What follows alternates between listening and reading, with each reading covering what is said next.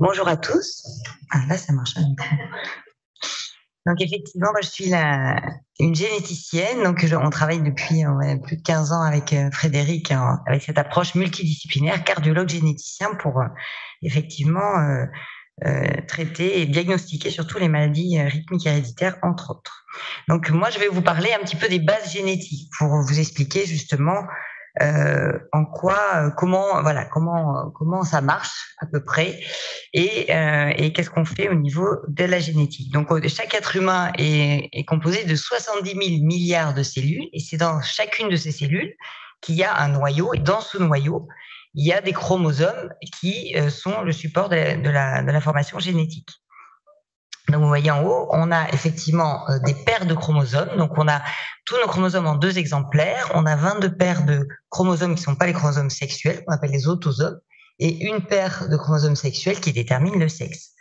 Sur ces chromosomes, ils sont composés d'ADN, d'accord, d'une molécule d'ADN, et vous voyez que des portions d'ADN, des portions d'ADN peuvent vous donner, sont donc les gènes qui sont sur ces chromosomes. Vous voyez tout en haut à droite. Et voilà, quand on déroule les listes d'ADN, on a des bases, et c'est ça qu'on va étudier pour les maladies génétiques. Donc la maladie génétique, il y a 2 sortes de maladies génétiques pour vous dire, mais ici, pour ce qui est des maladies rythmiques, on est sur des anomalies de gènes. Sinon, on peut avoir des anomalies de chromosomes. Par exemple, c'est ce qu'on a dans les trisomies, comme la trisomie 21. Donc là, on a le nombre des chromosomes, la structure des chromosomes qui vont être différents. Et sinon, une maladie génique, donc c'est une anomalie qui survient sur un gène, donc qui est sur ces chromosomes, d'accord, mais on a zoomé vraiment sur le chromosome pour arriver au gène. Donc le principe, voilà, le gène, c'est cette portion de chromosome. Donc elle est formée d'une succession de 4 lettres, A, T, C, G. C'est ça qu'on va séquencer, qu'on va lire quand on va faire le diagnostic d'une maladie génique. D'accord? Et donc les bases, c'est l'alphabet, A, T, C, G. Et le gène, finalement, c'est le mot. D'accord? Et donc vous avez la situation normale en haut, vous voyez à gauche. Le gène est normal, donc il est composé d'exons, c'est ce qui sont les parties codantes de son programme. Il va coder pour une protéine, vous voyez, en vert, qui, quand il n'y a pas d'anomalie sur le gène, la protéine est normale, tout fonctionne bien. Que ça soit une protéine, comme on a entendu, un canal sodique, par exemple, dans le Brugada, ou toute autre protéine. Et puis, dans la situation à droite, vous voyez, s'il y a une mutation, si le gène est muté, vous allez voir que c'est pas un mot qu'on emploie, c'est pas un très joli mot, mais disons quand il y a une anomalie, puis on l'emploie de moins en moins, sur le gène, eh bien, ça entraîne une protéine qui, elle, est anormale. Donc, sa fonction est anormale, et donc ça peut entraîner la maladie génétique. Donc, soit une absence de fonction, soit une fonction anormale. Et alors oui, on a donc des variants qui sont de signification inconnue, où on n'est pas sûr effectivement que ce soit une mutation, une anomalie vraiment sur le gène. Donc ça, c'est ce qui nous occupe beaucoup. Et effectivement, un variant, donc c'est une version de ce gène dont on a, qui, quand on a remplacé une lettre de l'alphabet, peut donner donc cette maladie, mais parfois ça ne donne rien du tout. Donc on a tous beaucoup de variants dans notre génome, ce qu'on appelle des polymorphismes, qui fait qu'on est grand, petit, brun, blond. Donc, et certains de ces variants, en revanche, mènent à une maladie. Et le remplacement d'une lettre, vous voyez, peut avoir un impact sur la fonction de la protéine, et parfois non. Donc, par exemple, on donne cet exemple, vous voyez, d'une faute d'orthographe qui peut changer le sens du mot ou pas. Donc, vous voyez, vous avez par exemple une faute qui va vous transformer famille en famine ou en facile. Donc là, vraiment, il y a un changement de la signification du mot. Donc, ça serait plutôt le variant type mutation, l'anomalie. En revanche, si vous avez famille écrite de différentes manières, vous voyez, avec certes une faute d'orthographe, mais finalement, vous entendez le même sens dans le mot, eh bien là, c'est plutôt ce qu'on appelle un variant polymorphique, quelque chose qui ne donnerait pas de maladie. Donc c'est tout l'enjeu pour nous, d'aller essayer d'interpréter qu'est-ce qui est un variant polymorphique et qu'est-ce qui est un variant pathogène, comme on dit. Et donc on les classe en 5 classes. On peut voir ça sur les comptes rendus génétiques. Parfois c'est difficile à comprendre, mais c'est ce qu'on vous explique. Donc les variants de classe ou de niveau 1, 2 n'ont pas de conséquences, c'est des polymorphismes. Ceux du type 3, c'est des variants qu'on ne sait pas encore interpréter en l'état actuel des connaissances. Et les variants de classe 4 ou 5, niveau 4 ou 5, sont probablement responsables, probablement pathogènes ou pathogènes. Donc voilà, il faut savoir aussi que effectivement, à l'instant T où on fait votre test génétique, on n'a pas forcément cette interprétation-là. Bon, la plupart du temps, oui, mais c'est vrai que les connaissances progressent encore.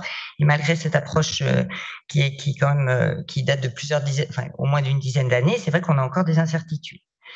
En ce qui concerne la transmission, vous voyez, je vous ai décrit là 2 types de transmission. La transmission autosomique dominante, donc c'est le cas effectivement pour le syndrome de Brugada, la plupart des syndromes du QT long. Il y a effectivement un des parents qui est porteur. Vous voyez là, c'est le père à gauche qui est en blanc et qui lui est porteur sur une des copies de son gène d'un variant, d'une mutation. Et donc, il exprime la maladie, il est malade. La maman, non, puisque c'est une maladie rare, encore une fois, donc il y a peu de chances que les 2 parents soient atteints. Et puis, le risque de transmettre, c'est un risque de 50%, parce que le papa peut transmettre soit la copie du gène avec la mutation, soit la copie du gène sans la mutation. Et puis la maman, elle transmet l'une ou l'autre des copies de son gène sans mutation. Donc ça fait 50% des enfants qui seront porteurs de cette mutation, qu'ils soient garçons ou filles, puisque c'est pas porté par les chromosomes sexuels, donc c'est les chromosomes dits autosomes. Et donc 50%. En revanche, donc le risque génétique est assez important. En revanche, le risque d'exprimer la maladie est plus faible dans ces maladies autosomiques dominantes, parce que souvent, il y a ce qu'on appelle une pénétrance incomplète. Une pénétrance incomplète, ça veut dire qu'on est porteur quand même du gène muté, mais on n'exprime pas du tout la maladie. Et l'expressivité variable, on est porteur du gène muté et on exprime la maladie, mais de manière plus ou moins précoce ou sévère, différemment au sein d'une même famille avec la même mutation. Ça s'exprime différemment. Donc ça, c'est important à savoir, puisqu'effectivement, c'est pas parce que l'examen cardiologique est normal à un instant T qu'on est sûr de ne pas être porteur. Donc c'est pour ça qu'on va jusqu'à la prise de sang, au test génétique. Et ça fait une transmission qui est plutôt verticale, comme vous voyez là, les individus sur l'arbre généalogique en noir, c'est ceux qui sont porteurs et atteints de la maladie. Donc on parle plutôt d'une transmission verticale quand elle est autosomique dominante. L'autre type de transmission, c'est la transmission autosomique récessive. C'est plus rare dans les maladies rythmiques, mais il y a un syndrome du QT long qui est de transmission autosomique récessive. Donc c'est beaucoup plus rare. Pourquoi? Parce que chacun des deux parents, doit être porteur d'une copie d'un gène muté. Et c'est quand les 2 copies anormales sont présentes chez l'individu que la maladie s'exprime. Donc, vous voyez les mêmes exemples. Les 2 parents sont porteurs, donc on les a mis en moitié bleu, moitié blanc, d'accord. Et ils transmettent l'une ou l'autre des copies de chaque gène. Et donc, on a dans un quart des cas un enfant qui est sain, dans la moitié des cas un enfant qui est porteur, qui sera comme les parents, mais qui n'exprime pas la maladie puisqu'il a juste une copie du gène et ça ne suffit pas à entraîner la maladie.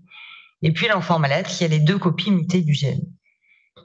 Voilà, donc ça touche autant les garçons que les filles, puisque ça aussi, les gènes sont sur des autosomes, mais pas des chromosomes sexuels. Et c'est augmenté ce risque quand on est consanguin, donc c'est-à-dire quand on s'est marié avec son cousin, par exemple, ou quelqu'un de sa famille, parce que on est tous porteurs de ces variants à l'état hétérozygote un peu dans notre génome, que ce soit des maladies rythmiques ou autres. Et c'est vrai que si on se marie avec quelqu'un de sa famille, si on fait des enfants avec quelqu'un de sa famille, ça augmente ce risque de maladie autosomique récessive, qui encore une fois sont beaucoup plus rares.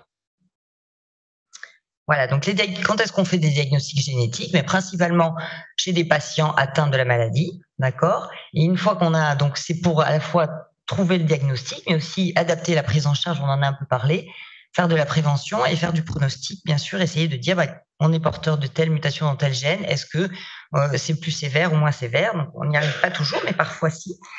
Parfois on peut faire un diagnostic donc chez les porteurs hétérozygotes, des maladies autosomiques récessives notamment. Et puis, on peut faire du diagnostic prénatal. Alors, c'est pas le cas dans les maladies rythmiques héréditaires, en tout cas très peu. Du diagnostic préimplantatoire, en fait, c'est sélectionner, donc c'est les fécondations in vitro, on peut sélectionner l'embryon porteur d'une anomalie génétique et ne pas réimplanter cet embryon chez la maman. Et le diagnostic présymptomatique, ça, on le fait beaucoup dans les maladies cardiaques et notamment rythmiques. Donc on va en parler juste après. Donc les moyens de faire ce diagnostic, vous le savez, c'est des prises de sang.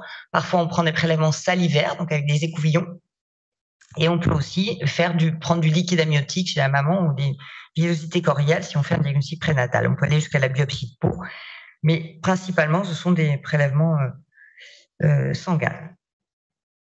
Le diagnostic présymptomatique, un mot, c'est pour dire qu'effectivement, C'est quand le patient ne présente ni symptômes cliniques ni anomalies aux examens complémentaires, donc il n'a pas de maladie. Et donc là, on s'encadre un peu d'un protocole qui est déclaré à l'agence de biomédecine, avec donc une équipe pluridisciplinaire, cardiologue, généticien, psychologue, et notamment chez les enfants. La loi, quelque part, nous interdit de faire des tests génétiques chez les enfants si il n'y a pas de mesures préventives ou thérapeutiques immédiates.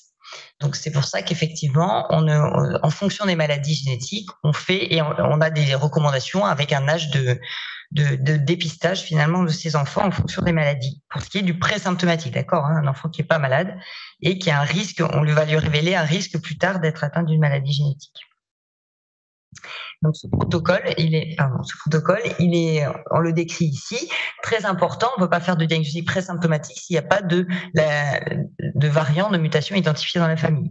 Donc le prérequis, c'est évidemment d'avoir identifié l'anomalie génétique dans cette famille.